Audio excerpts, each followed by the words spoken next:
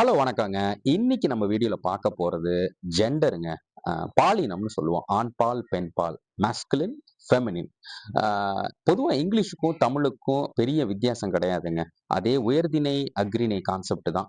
ஆ உயிர் உள்ளவை உயர்திணை, உயிரற்றவை அஃறிணைன்னு சொல்றோம். அதன் அடிப்படையா உயர்திணையில மொத்தம் நம்ம 7 பார்க்க போறோங்க. ரொம்ப சிம்பிளுங்க. நான், ஐ, நீ, யூ, அ அவன், ஹி, அவள், ஷீன்னு சொல்றோம். நாங்கள் வி அவர்கள் தேன்னு சொல்றோம். இதுல ஒரே ஒரு எக்ஸெப்ஷன் தாங்க. இதுல ஒரே ஒரு டிஃபரன்ஸ் தான். நீங்கள்னு சொல்றதுக்கு பன்மையில சொல்றதுக்கு வேற வார்த்தை வந்து இங்கிலீஷ்ல கிடையாதுங்க. யூன்னு போடுவோம். யூ ஆர், யூ வேர்ன்னு சொல்லுவோம். பிரசன்ட் டென்ஸ், பாஸ்ட் டென்ஸ் நிகழ்காலம், கடந்த காலம் அதை பொறுத்து அது மாறும். அடுத்தடுத்த வீடியோவில் நம்ம கிராமரை டிஸ்கஸ் பண்ணும்போது அதை நம்ம பார்ப்போம். ஸோ மொத்தமா ஐ, யூ, ஹி, ஷி, வி, தே அவ்வளவுதாங்க. இதுதாங்க உயர்திணை. அஃறிணையில பார்த்தீங்கன்னா திஸ், தட், இது, அது.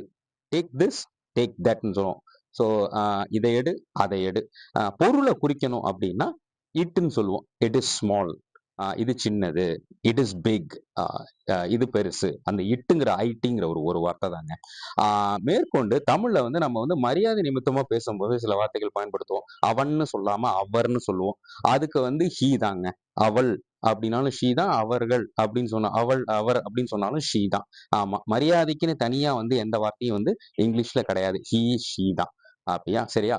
அதுக்கப்புறம் பாத்தீங்கன்னா ஒருமை பன்மையை வந்து பார்த்து பார்ப்போங்க. ஒருமை பன்மையில பாத்தீங்கன்னா இங்கிலீஷ்ல வந்து நீங்க வந்து எஸ் அல்ல இஎஸ்ன்னு போடுறோம். Mango, mangoes. Apple, apples. Car, cars. S இல்ல இஎஸ் அந்த வார்த்தைக்கு தகுந்த மாதிரி எது கரெக்டோ அதை போடணுங்க. இவ்வளவுதாங்க வந்து ஜெண்டர் கான்செப்ட் வந்து இங்கிலீஷ்ல. அடுத்தடுத்த வீடியோக்குள்ள நான் உங்களை சந்திக்கிறேன். Take care and by.